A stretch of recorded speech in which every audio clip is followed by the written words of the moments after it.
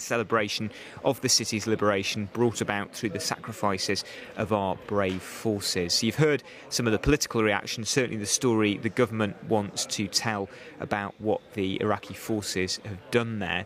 I've also been speaking to 3 Iraqis who have different views about it.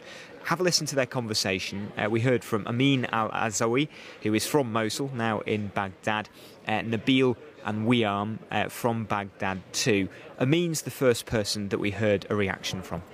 You know, it's kind of heartbreaking, isn't it? You cannot feel happy and you cannot feel sorry because you're happy for cities has been already liberated, while you cannot feel happy because the old city has almost been devastated and the aftermath is absolutely shocking. So it's kind of contradictory. You don't know what to do, but at the end of the day, you feel happy that the whole nightmare has been finally over. Just looking at some of the numbers, which are extraordinary. See, thousands of civilians have been killed.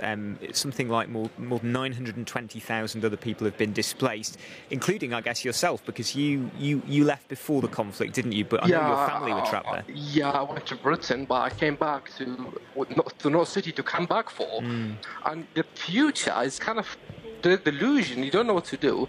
The government is kind of deceiving us. They don't know who's going to control the area. What would it take for you to go back, Rebuild the city, rebuild the whole infrastructure. You need new hospitals, you need the education system to be improved. You need a lot of stuff to be done. The first and the most important bit, the security. You still have some sleeping cells of ISIS inside the city.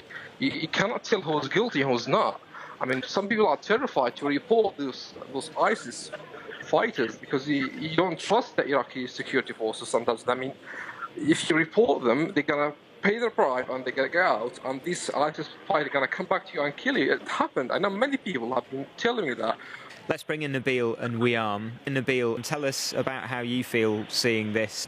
It's heartbreaking to watch, to see people say it's a victory.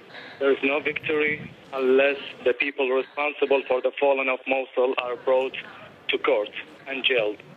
I'm meaning Noor al-Maliki and the leaders of the army in 2014 who handed the city to ISIS.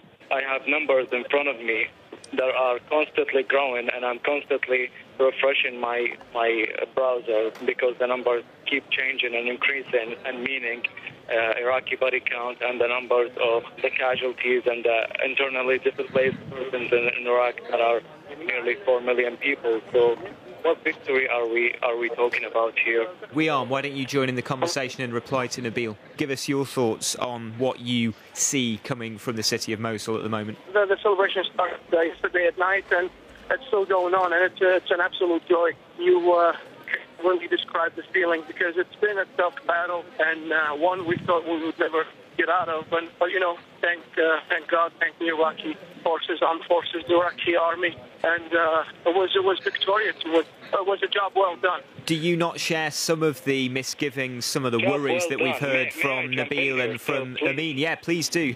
We have an army with no respect between the ranks. We have soldiers yelling at officers in checkpoints in front of people in Baghdad. We have people dying. The children went for weeks with no food and died out of hunger. What's that job that well done? What world are you living in, from my friend? Wiam, would you like to reply? Nabil was basically saying that the army has lots of problems inside it, and he wouldn't describe it as the victory and the joy that you were describing. Well, of course, we all agree that we have a lot of security situations, and it's not reliable. But when it comes to the battle that we fought in Mosul and Fallujah and Sabara and Ramadi, I think it was a victorious fight. No one could argue. I'm not talking about the situation in Baghdad, but as far as our fight against ISIS, that was a victory. I don't understand why someone would say it's not. Amin, just a final word to you. Do you actually know people who are there as we speak right now who are coming to terms with the new situation? Well, a lot of people there. Most of my friends are engineers there, and they lost their jobs, and some of them lost family members. And just a final word on the my friend was saying that it's not a victory. You shouldn't be happy about it. When it comes to security, the battlefield, we have to come back together and support our forces, whatever.